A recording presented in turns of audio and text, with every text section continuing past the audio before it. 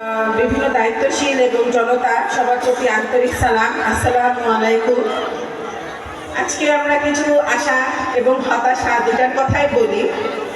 24কে আমরা অনেক সহজে পেয়েছিলাম, পাইনি। 2000 ভাই বোন তাদের তাজা গরম রক্ত রাজপথে বিছিয়ে দিয়েছিল। 5000 ভাই বোন পঙ্গুত্ব বরণ করেছিল এই 24কে আনার জন্য। আমরা ভেবেছিলাম 24-এর পর একটি সুন্দর বাংলাদেশ গড়ব সবাই মিলে, যেখানে সবার সহাবস্থান থাকবে। কিন্তু আমরা কি এমন বাংলাদেশ পেয়েছি? পাইনি।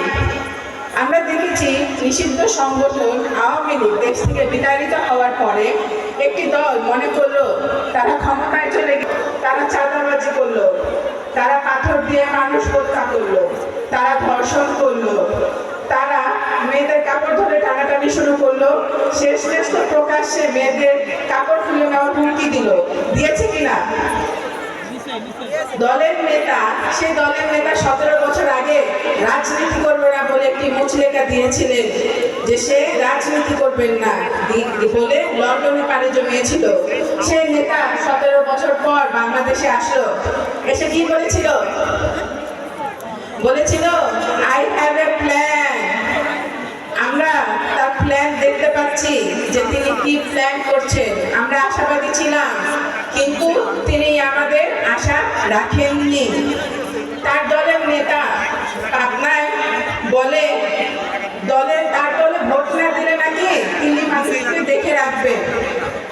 আমরা দেখলাম যে এইরকম কথাবার্তা কারা বলতেন। খুনি হাসিনার বিরুদ্ধে যখন কেউ কথা বলতো তখন তাকে খুন করা হতো, তাকে আয়না ঘরে রাখা হতো। এখন সেই নেতারা আবার হুমকি দেয় যে তার দলে ভোট না দিলে সে মানুষকে দেখে রাখবে। তারাও কি সে পথেই যাচ্ছে? ওই দলের আরেকজন নেতা ঘোষণা দেয় যে নির্বাচন উপলক্ষে নাকি 40,000 বোরকা বানানো হয়েছে। এটা কি সরাসরি যারা বোরকা পরে তাদের উপর হামলার ইন্ধন নয়? অবশ্যই সেটা হামলার ইন্ধন। জামাত সন্দেহে আজকে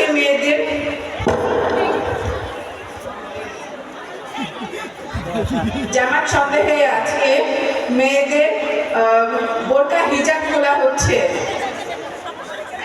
আগামীতে কেউ বোরকা পরলে তার গায়ে থেকে যে বোরকা টেনে নিয়ে যাওয়া হবে না, শুধুমাত্র জামাত সন্দেহে। তার কি কোনো গ্যারান্টি আছে? নাই, কোনো গ্যারান্টি নাই।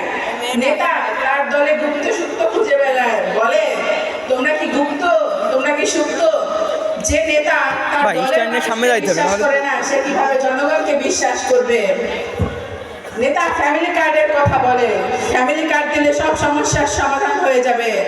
আমরা আপনাদের ফ্যামিলি কার্ড চাই না, আমরা নিরাপদ বাংলাদেশ চাই। আমরা আমাদের পছন্দ মতো কাপড় পরার স্বাধীনতা চাই, আমরা নিরাপত্তা চাই। 12 তারিখ আমরা এই সন্ত্রাসীদের লাল কার্ড দেখাতে পারবো না? ইনশাআল্লাহ আমরা 12 তারিখ এই সন্ত্রাসীদের লাল কার্ড দেখাবো। 12 তারিখে আমরা বোরকা পরে ভোট দিতে যাব। কেউ যদি গায়ে হাত দেয়, আমরা ঐক্যবদ্ধভাবে তাকে কড়া জবাব দিতে পারবো না? যেমন ভাবে হাসিনাকে আমরা তাড়িয়েছিলাম তেমন ভাবে জবাব দিতে পারবো না? ইনশাআল্লাহ আমরা সবাই পারবো জবাব দিতে। এবার ভালো খবর বলি, বাংলাদেশে এবার 4 বারের মতো গণভোট হচ্ছে। আমরা কি জানি গণভোট কি? আমরা কি জানি?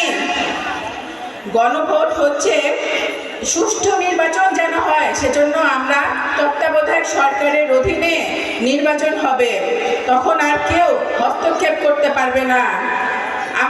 আমরা দেখেছি যে খুনি হাসিনা ক্ষমতাকে কুক্ষিগত করে রাখার জন্য রাষ্ট্রপতির ক্ষমতা কমিয়েছিল এবং প্রধানমন্ত্রীর ক্ষমতা বাড়িয়েছিল। আমরা এই প্রধানমন্ত্রী এবং রাষ্ট্রপতির যদি ভারসাম্য রক্ষা করতে চাই ক্ষমতার, সেজন্য আমরা গণভোটে হ্যাঁ দিব।